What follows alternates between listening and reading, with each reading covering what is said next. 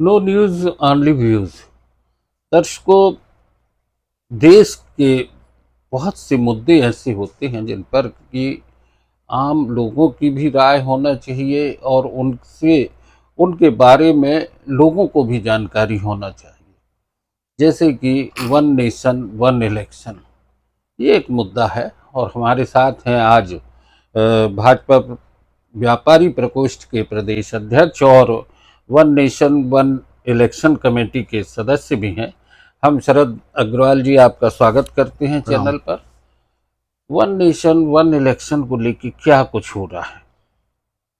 माननीय मोदी जी का एक बहुत बड़ा सपना है और एक विजन है कि पूरे देश में साल भर और 5 साल चुनाव चलते रहते हैं। विधानसभा, फिर लोकसभा, फिर जिला पंचायत, फिर मेयर, नगर निगम, ये सब चीज़ें हैं। तो इसमें काफ़ी पैसा भी खराब होता है, समय भी जाता है और जो शासकीय कार्य हैं उनमें भी बाधाएं बहुत आती हैं। विकास के कार्य रुक जाते हैं। इसलिए उनका सपना है कि कम से कम विधानसभा और लोकसभा, स्थानीय निकायों को अपन छोड़ दें, तो कम से कम वो एक साथ पूरे देश में चुनाव हो। तो इसके लिए वो तो प्रतिबद्ध हैं, लेकिन जनमत इसमें क्या कह रहा है, तो उसके लिए हम लोगों ने पूरे प्रदेश में मुहिम चलाई हुई है। और जो अलग अलग वर्ग हैं, जो समाज में ओपिनियन बनाते हैं, ऐसे ओपिनियन मेकर्स, ऐसे लोगों के साथ हम लोग मिल रहे हैं, बैठ रहे हैं। अधिवक्ता हैं, डॉक्टर हैं, साहित्यकार हैं, विद्वज्जन हैं, पत्रकार बंधु हैं और डॉक्टर्स हैं। सभी ऐसे बुद्धिजीवी वर्ग जिनको बोले, उनके साथ साथ सामाजिक लोग से जो अपने समाजों के अध्यक्ष, इन सारे लोगों के साथ हम लोग मीटिंग कर रहे हैं, छोटी छोटी गोष्ठियाँ कर रहे हैं, आयोजन कर रहे हैं कि वन नेशन वन इलेक्शन के उससे क्या दुष्प्रभाव है, उसके क्या नुकसान है, तो सारे लोगों के बीच में जाएं। वो आपने बताया कि ठीक है, सरकारी मशीनरी का भी उपयोग बहुत होता है चुनाव के समय में। आचार संहिता लग जाती है तो विकास कार्य रुक जाते हैं। लेकिन सबसे बड़ी चीज़ है, जैसे अभी विधानसभा चुनाव मध्य प्रदेश के हो चुके 2023 में, अब बिहार के चुनाव आ रहे हैं। जी। अब बिहार के चुनाव और मध्य प्रदेश के चुनाव में जो अंतर है, इसको अगर वन नेशन वन इलेक्शन की बात करते हैं कि लोकसभा विधानसभा एक साथ हो, तो इसमें कहीं ना कहीं तकनीकी बहुत सारी दिक्कतें हैं। हाँ, ये दिक्कतों के लिए ही दूर करने के लिए चुनाव आयोग के साथ मिलकर जो हमारी केंद्र की सरकार है, वो प्रयास करेगी कि कौन से चुनाव कितने आगे बढ़ाए जाएं, कौन से चुनाव कुछ पहले किए जाएं। तो जितना संभव होगा, अभी इस अगली पंचवर्षीय में तो मुझे नहीं लगता, लेकिन इसके बाद वाले में ज़रूर ये सपना देश में पूरा हो सकता है। क्योंकि जनमत तो धीरे धीरे, क्योंकि जहाँ भी हम लोग जा रहे हैं सभी लोग इसमें नहीं, सभी सहमत हैं। परेशान होते हैं, हाँ। चुनाव आते हैं, बार बार विकास कार्य रुक जाते रुक जाते हैं। हैं। इसके अलावा आम जनता की से जुड़े शासकीय कार्यालयों की भी काम कार्य पद्धति भी रुक जाती हाँ, है। और कई देशों में एक साथ चुनाव हो रहे हैं, कई नहीं, देशों में। अपने इधर भी हाँ, भारत में भी हुए हैं हाँ, एक 65 समय और पर, 70 तक तो ये चुनाव एक साथ हुए हैं एक अपने साथ यहाँ। हुए हैं। हाँ, एक साथ हुए। फिर जो भी परिस्थितियां धीरे बनी धीरे है बदलती हैं। कि अलग अलग हो गए सरकारें भंग विधानसभा। होती गई तो बीच बीच में मध्यावधि होते चले गए, इसलिए वो बीच बीच में अंतर आते चले गए। तो एक प्रयास है, सार्थक प्रयास है, देश के हित में है, लोगों के हित में। उन में जो खर्च हो रहा है, यदि वो विकास कार्य में, केवल चिकित्सा और शिक्षा में वो बजट यदि चला जाता है, तो बहुत बड़ा लाभ होने वाला है देश को और लोगों को। शरद जी, आप जिस तरीके से अभी भारतीय जनता पार्टी के व्यापारी प्रकोष्ठ के भी अध्यक्ष हैं जी। मध्य प्रदेश में, जी। अभी प्रधानमंत्री जी ने एक बात कही कि स्वदेशी वस्तुओं को अपनाएं, विदेशी वस्तुओं का उपयोग कम से कम करें। जी।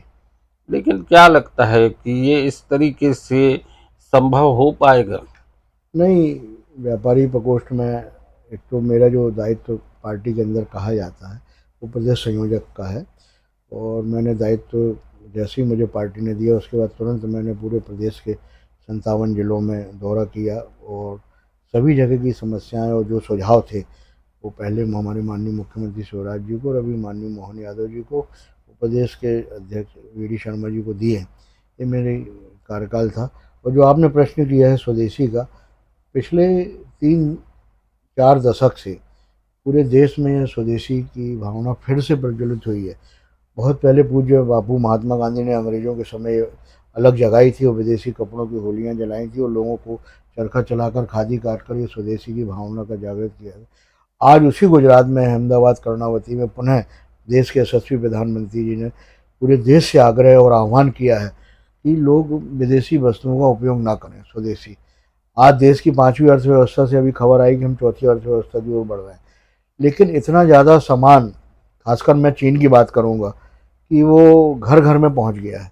भाई आप देखें, जैसे ये आपका मोबाइल है, जी इसकी चिप है, इसकी बैटरी है, जी ये सभी कहीं ना कहीं बाहरी हैं, जी विदेशी हैं। जी जी और आप अगर इनको नहीं अपनाते हैं, चलिए मोबाइल का प्रयोग आप बंद कर दें जी तो संभव नहीं है।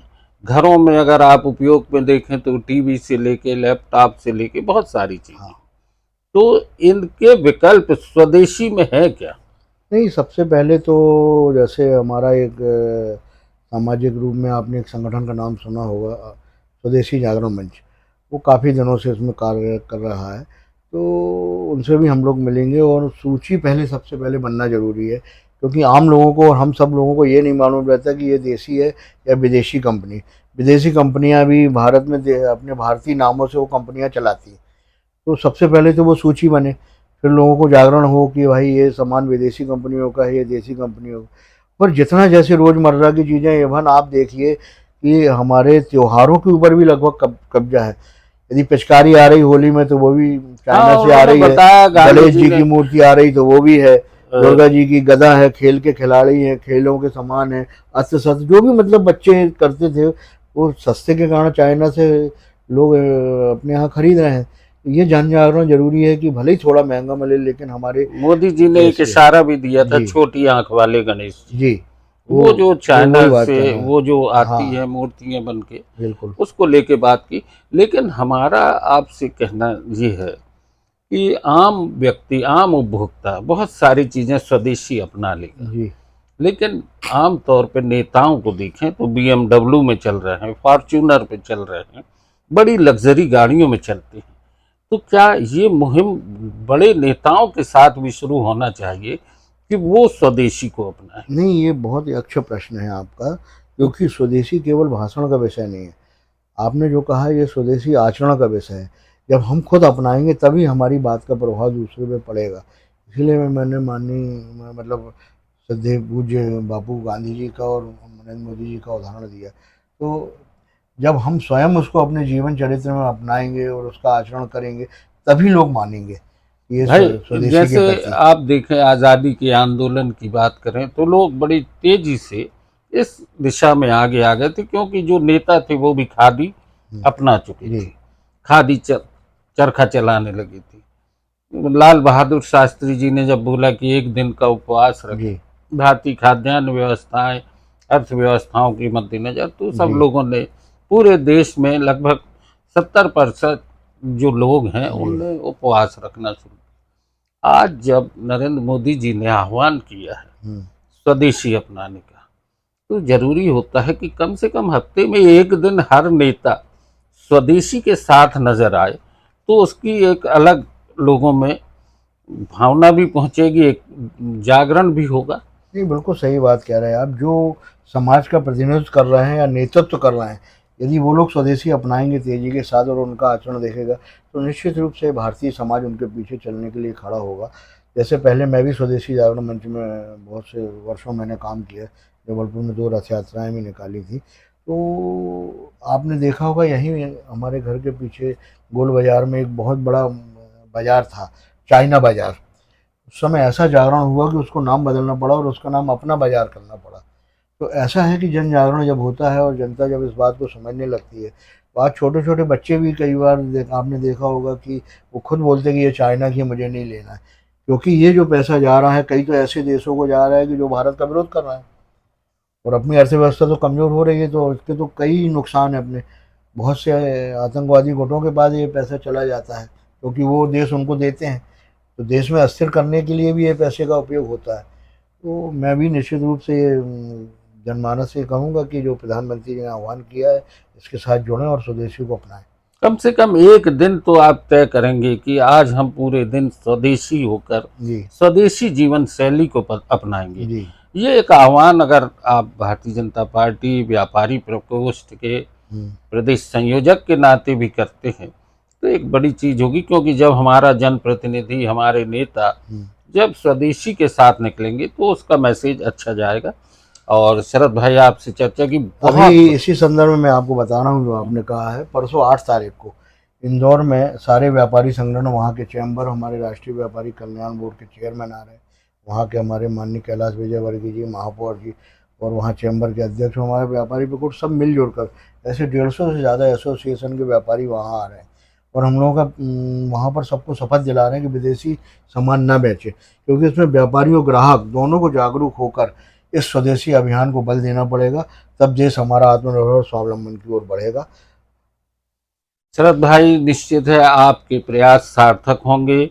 हम ज़्यादा से ज़्यादा स्वदेशी वस्तुओं का उपयोग करेंगे, देश की अर्थव्यवस्था में हर व्यक्ति का योगदान होगा, ऐसी कल्पना हम भी करते हैं। नरेंद्र मोदी जी ने जो आह्वान किया है उसको भी हम चाहते हैं कि देश का हर नागरिक उसको आत्मसात करे। बस जो चुनौतियां हैं उनको लेकर भी यदि आप लोग प्रयास करते हैं तो विकल्प मोबाइल है, टीवी है, फ्रिज है, इन सब के विकल्प भी स्वदेशी के तौर पर देने की जरूरत है। और इसमें मीडिया की भी महत्वपूर्ण भूमिका रहेगी। शरद भाई, आपने चर्चा की, बहुत बहुत धन्यवाद। नो न्यूज ऑनली व्यूज पर आज की चर्चा यहीं पर। धन्यवाद।